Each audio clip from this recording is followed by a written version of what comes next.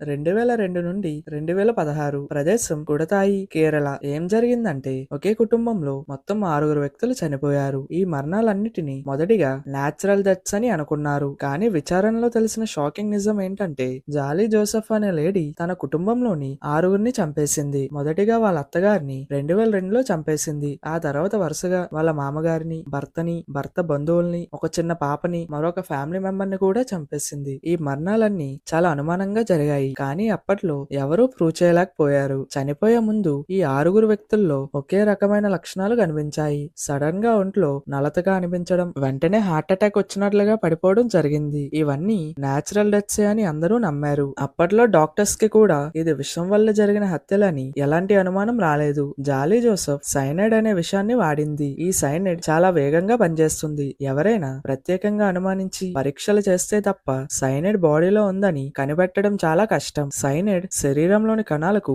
అందాల్సిన ఆక్సిజన్ సరఫరాను పూర్తిగా ఆపేస్తుంది. దీనివల్ల మనిషి ఊపిరి తీసుకోలేక కేవలం కొద్ది నిమిషాల్లోనే ప్రాణాలు కోల్పోతాడు. ఎవరికీ అనుమానం రాకుండా జాలీ జోసెఫ్ సైనైడ్ ని తినే అన్నంలో, సూప్ లో లేదా తాగే నీళ్ళలో కలిపి ఇచ్చేది. సాధారణంగా ఈ సైనైడ్ ని బంగారు నగల తయారీలో ఉపయోగిస్తారు. బంగారం పనిచేసే వ్యక్తులతో ఉన్న పరిచయాల ద్వారా జాలీ జోసెఫ్ ఈ సైనైడ్ ని సంపాదించింది. వాళ్ళ ఇంట్లో వాళ్ళందరూ చనిపోతే ఆ ఆస్తి మొత్తం తనకే దక్కుతుందని తన పేరు మీద రాసుకోవడానికి జాలీ జోసెఫ్ ఈ హత్యలు చేసింది. జాలీ జోసెఫ్ షాజు అనే అబ్బాయిని లవ్ చేసింది. బయట అందరి ముందు చాలా పద్ధతిగా, మర్యాదగా ఉండేది. జాలీ జోసెఫ్ ఎన్ఐటి కాలేజ్ లో ప్రొఫెసర్ అని అందరినీ నమ్మించింది. ప్రతిరోజు ఐడెంటిటీ కార్డ్ వేసుకొని కారులో కాలేజ్ కి వెళ్తున్నట్లు నటించేది. కానీ నిజానికి అసలు జాలీ జోసెఫ్ కి ఉద్యోగమే లేదు. చాలా సంవత్సరాల తర్వాత జాలీ జోసెఫ్ భర్త తమ్ముడైన రోజోకి ఈ వరుస మరణాల మీద అనుమానం వచ్చింది. అప్పుడు అతను పోలీసులకి ఫిర్యాదు చేయడంతో మూతపడిన కేసును మళ్లీ ఓపెన్ చేశారు. చనిపోయిన 6 సమాధులను తవ్వి వారి అస్థిపంజరాలను బయటికి తీశారు. 14 ఏళ్ల తర్వాత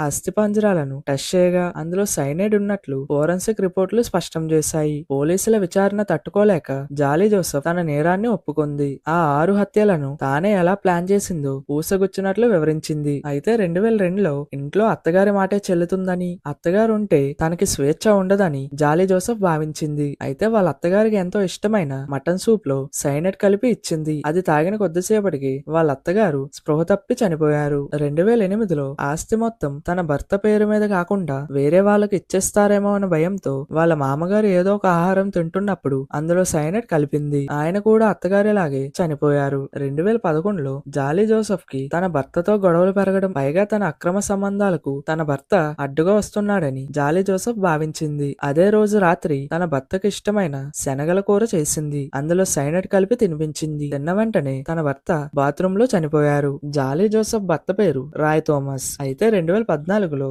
రాయ్ థోమస్ మరణంపై మాథ్యూ అనే వ్యక్తికి అనుమానం వచ్చింది. అయితే మాథ్యూ పోలీసుల దగ్గరికి వెళ్తాడేమో అని జాలీ జోసెఫ్ భయపడింది. మాథ్యూ ఒంటరిగా ఉన్న సమయం చూసి ఆయనకిచ్చే కాఫీ లేదా నీళ్లలో సైనైడ్ కలిపింది. అలా సాక్ష్యం లేకుండా చేసింది. అదే 2014లో జాలీ జోసెఫ్ కి తన బంధువు అయిన షాజుని పెళ్లి చేసుకోవాలని ఉండేది. అయితే షాజుకి ముందే పెళ్ళయి ఒక చిన్న కూతురు కూడా ఉంది. అయితే జాలీ జోసెఫ్ ఒక ఫ్యామిలీ ఫంక్షన్ జరుగుతున్నప్పుడు ఆ చిన్న పాపకు తినిపించే ఆహారంలో విషం కలిపి ఇచ్చింది. ఆ పాప ఊపిరాడక చనిపోయింది. 2016లో షాజుని పెళ్లి చేసుకోవడానికి ఉన్న చివరి అడ్డంకి అతని భార్య సిలి. షాజు భార్య సిలి షాలీ జోసెఫ్ తో కలిసి డెంటిస్ట్ దగ్గరికి వెళ్ళినప్పుడు ఆమెకి దాహం వేసి నీళ్లు అడిగింది. అప్పటికే జాలీ జోసెఫ్ దగ్గర సిద్ధంగా ఉన్న సైనైడ్ కలిపిన నీళ్లను ఇచ్చింది. ఆ నీళ్లు తాగిన వెంటనే సిలి చనిపోయింది. తన భార్య, కూతురు చనిపోయిన తర్వాత 2017లో షాజు జాలీ జోసెఫ్ ని పెళ్లి చేసుకున్నాడు. 2019లో పోలీసులు జాలీ జోసెఫ్ ను అరెస్ట్ చేశారు.